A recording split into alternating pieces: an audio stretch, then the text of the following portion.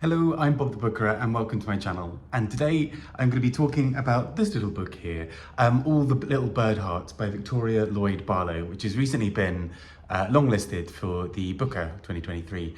And it's a book that I was quite surprised by in some ways. Firstly, to see kind of on the list, because it's not a book I'd heard of before. And sort of more generally as well, because it's a book that I think kind of at first glance I was like, oh, okay, right, cool. This feels a bit different to some of the other books that we've got on the long list that we've had kind of crop up in recent years. I will be going a little bit into some spoilers later, but I'll just sort of start with an initial bit just as a more general review. But this book itself sort of is mostly focused around a woman called Sunday and her relationship with her daughter, Dolly. And as the sort of the book mentioned, and as the sort of back flap of this book mentions, the main character Sunday is autistic, and the author herself is too. And so there's this sort of, I think the first time for the Booker where that's actually been sort of an own voices thing, at least sort of publicly so, right? That a neurodivergent character is being written by a neurodivergent author in this way, at least sort of as is known. And the really fascinating thing I think about this book is just the way that also affects the way that we view narrative in the book. And so the initial sort of difficulty I had with this book was almost expecting it to function like a more neurotypical book in the sense, or neurotypical narrative. So in the sense of expecting certain things or certain details about characters, but actually that's this book's real strength. So the large focus of this book is Sunday talking about the things she observes. And so we start this book in quite a slow pace. I'd advise if it's sort of putting you off to kind of stick with it, because I think actually it changes, it morphs as a book. But it's an initial quite a slow build of the sort of world around Sunday. Sunday tells us all about her routines, the things she likes and doesn't like. We learn a lot about her relationship with her daughter, Dolly. We learn about the relationship she has with her neighbours, Vita and Rollo. And we learn a little bit about these other characters who are around. So there's Dave, who is sort of mostly deaf, and our main character, Sunday, signs with him a fair bit of the time in the book. And so there's this kind of community that Sunday has built around her. And it's quite difficult to talk about a lot of this without really going into spoilers. But essentially, the non-spoiler version is Sunday starts to sort of slowly realise that things are changing around her, or realise that there are things that she's maybe missed and not immediately understood about what's going on around her. And that's kind of what I mean, I suppose, when I say that this book in some ways purposely, I think, challenges sort of more neurotypical narratives, I guess, of what we expect in books. So we expect characters often to have insights into lots of things that are going on around them, or we expect that they, even if they're sort of an outcast in some ways, they sort of fit within the pattern of many of the people around them. And actually Sunday's role in this book is a really interesting one, because she is an observer of things around her, but we as the reader, I think, often see details that she doesn't, perhaps. And that's, again, assuming a more sort of neurotypical reader. And so I think there's something really quite fascinating going on in the background here, where slowly but surely little hints are dropped into the book about things that are changing or things that are happening, and we as the reader get them potentially, but the main character doesn't. And one thing I'll sort of say just before we go into spoilers, but I'm often a really big fan of narratives where there's a character who is somewhat either unaware or oblivious in some capacity. So A Sense of an Ending by Julian Barnes is one of my favourite books, and a big part of that is that the main character does not get it, and we as the reader can see everything else that's happening around him, but he is too stubborn to get it.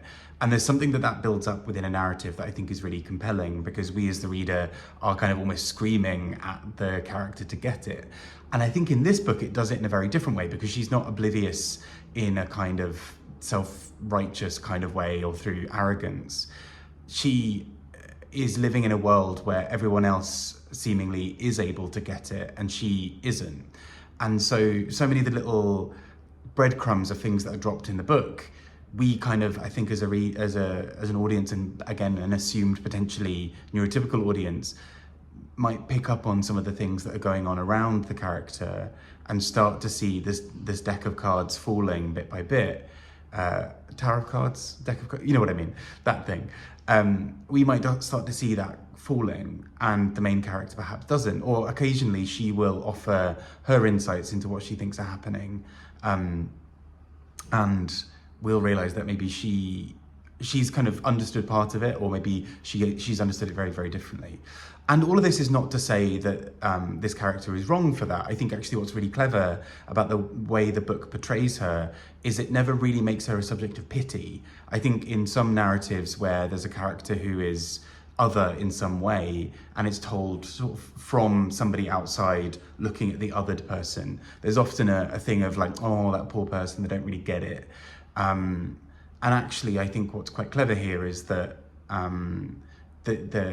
and important here is that the book never sort of condescends to that character. It condescends sort of Sunday. It always treats her as being entirely logical within her frame of reference. She understands the world in her way, and in many ways she sees some things that other characters don't. But there are also these other factors at play where we understand that she is sort of being put into a difficult situation. I realise I've been talking incredibly vaguely about all of this, and that's largely because it's quite difficult to talk about a lot of this without going into spoilers, because like I said, the book sort of takes a good 100 pages or so to sort of build up the world and then to start these other aspects of the plot. So I'm going to go into spoiler territory here, but please feel free to log off if you need to, and we'll come back to this. Feel free to come back to it another time once you've read it, but I'm going to go into some spoilers here. So the biggest thing really to say in terms of the spoilers is that this book deals a lot with this mother-daughter relationship in quite problematic, well, the ways that their relationship has been problematized. So Dolly, bit by bit, seems to become a bit resentful of her mother, and particularly that her mother can't be quote unquote normal in the world. And this sort of seems to come out of nowhere at first in the book, and we realise eventually that there is something going on with this neighbour Vita. And Vita in many ways is the sort of personification of that kind of condescending attitude that this book otherwise refuses to do, I think. So the Vita is with Rollo. They do not have children, I believe, of their own. I think that's mentioned. They don't have children of their own, and they almost start to look after Dolly as a sort of project. And a big kind of recurring theme throughout the book is this idea of etiquette. And so Sunday is learning all of her etiquette through a sort of an etiquette guide that was written a very, very long time ago. And so she is sort of trying to become this sort of proper person who exists in the world in a certain way. What I think is then really clever is Vita is in some ways the epitome of that. She is sort of high society almost kind of figure who gets it and knows what she's doing and can easily navigate various worlds. And, you know, I think as a reader, we maybe see her as a bit fake and a bit flighty. She sort of goes in and sort of is like, oh, how wonderful, that's amazing, and then sort of flitters off to somebody else. But in that, we start to get a sense that Vita is viewing Sunday as almost a project of, oh, isn't it a pity, you know, she's not normal and she can't really exist in the world. And so in doing so, in turning Sunday into this project, she also sort of by proxy turns Dolly into a project of how can we rescue Dolly from Sunday. And it then starts to become this thing where Dolly starts to spend more and more time away from Sunday. There are more and more lies or kind of half-truths or just things that are never told. And all of these things start to really jeopardize this relationship between the two of them, because it starts to position Vita as this mother figure. You know, Vita will talk about how, oh, the other day we were in town and we're wearing the same clothing and people mistook us for mother and daughter. How funny. You know, these little things that start to really encroach into this world. And so I found Vita this really fascinating character because she is in many ways pretty horrible, I think. She is sort of this character who is trying to some degree turn Dolly against Sunday, and whether intentionally or not, that all kind of comes out in the sense of what is normal. So Dolly, as far as I'm aware, I think is presented in this book as being sort of neurotypical, and it's then approached as if sort of Dolly needs rescuing, because Dolly needs to grow up with a quote unquote proper parent who's not, who's not sort of, doesn't have her quirks of only being able to eat certain types of food or only being able to do certain things in set routines. And so I think as a result, what starts to happen is this sort of division between the two of them. And there are even references towards the end of the book where, Vita has said to Dolly, oh, well, I tried calling and she just didn't pick up my calls. And Sunday's there saying, oh, well, she never actually called me. And Sunday just sort of thinks, oh, what a funny, interesting thing for her to say. Whereas I think we as the reader perhaps can see around that and see that that is Vita's way of saying, look, she doesn't care, she doesn't want to be involved, you're with me now.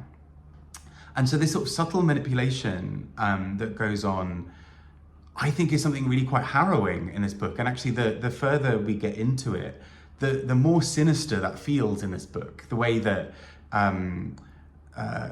that Dolly is presented as this girl who needs to be saved from her weird, neurodiverse mother, and the way that sort of positions her as being this threat. And there's also this background thing of how the sort of the story of Sunday being that she is believed to have been responsible for her sister's death at some point. And so the way this book then presents that is just really interesting, that Sunday barely reflects on it. She sort of understands that it wasn't her fault logically. She knows actually, yeah, there were some signs that, she almost drowned, and the next day I checked on her and she seemed to be breathing fine, so I left her and she was fine. And that's when she dies. And so this kind of thing exists where everybody else is sort of seemingly positioning everything as being her fault, when she actually a lot of the time knows that she's done her best. She's been incredibly consistent. She's been incredibly true to herself, and she's done all of these things. And so I just thought it was really beautiful, actually, the way that this book created that having this real insight inside the mind of this character, of Sunday, really allows us to see some of those pernicious ways that people who are othered are treated in society, right? That, again, this idea that Vita is trying to save Dolly carries with it so many pernicious and quite horrible, sinister ideas that, this idea that autistic people are bad parents because of their autism, and the idea that, there is a certain way to do things, and that actually the kind of the ease with which you can manipulate somebody potentially who is different and who's maybe not neurotypical is quite profound. This sort of idea that actually, yeah, the way, we can trick Sunday because we can just say to her, oh yes, here's the path, here's what needs to be happened, here's what needs to happen, here's a very logical way of talking about it. And actually in doing so, it's an incredibly harmful narrative. And so I think I really applaud this author for how she's been able to pull this book together like this, because I think there's something about that slow burn of the first 100 pages of getting you into the character's rhythms, getting used to the character, not necessarily seeing anything wrong, but kind of noticing a few things that maybe on first glance she doesn't particularly like, but will come around to.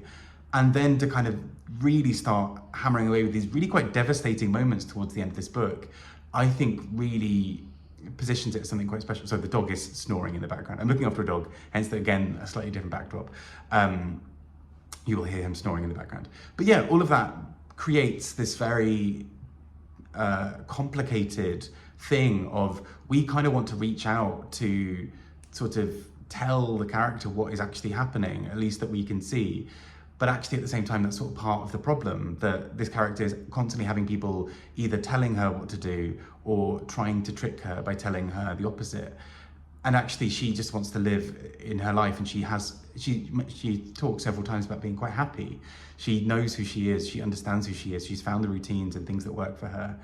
And so yeah, I think this is a really bold book, and I see why it was longlisted. It's one of those books where after the first 50 or 100 pages, I was not entirely sure why it had been longlisted. I didn't fully get it, but I think that's also part of the thing. We need to sort of get into the rhythm of how this main character, Sunday, is thinking, to really then appreciate some of the ways that the cards fall later in the book. Yeah, and I think this is a really quite brilliant book in the way that it does that. So yeah, really urge you to check it out if it sounds like your kind of thing. I've been Bob Booker. I'm talking about this book. I'll be talking about the rest of the book, A Long List. Take care and speak to you all soon. Bye-bye.